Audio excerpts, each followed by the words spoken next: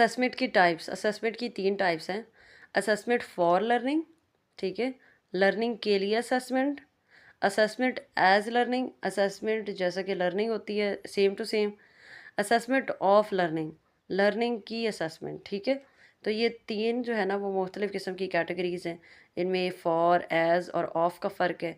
बस आपने इसी को माइंड में रखना है और इसी के मुताबिक आपने डेफिनेशन तैयार करनी है। असेसमेंट फॉर लर्निंग अकर्स, ये तब होती है when teachers uses inferences about student progress to inform their teaching, कि टीचर ने बच्चों की जो स्टूडेंट की प्रोग्रेस है उसको चेक करना है, ठीक है, अपनी टीचिंग मेथड को इम्प्रूव करने के लिए।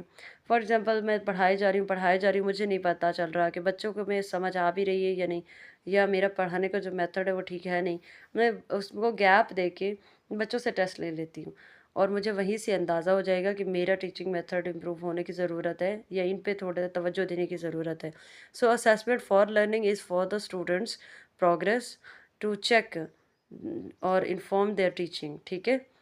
आगे है असेसमेंट एज लर्निंग। क्या it occurs when students reflect on and monitor their progress to inform their future learning goals.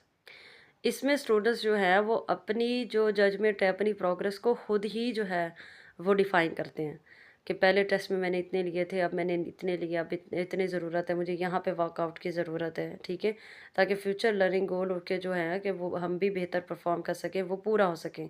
तो इसमें बच्चे खुद को खुद असेस करते हैं, ठीक है।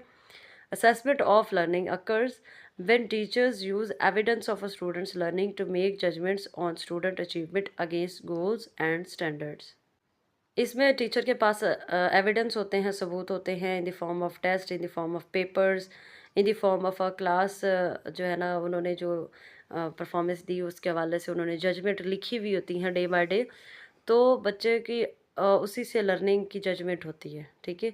क्या उसने गोल्स को अचीव किया, वहाँ कहाँ पे पीछे था, कहाँ पे लैग कर रहा है, पर इंडिविजुअल भी और ओवरऑल क्लास भी देखी जाती है।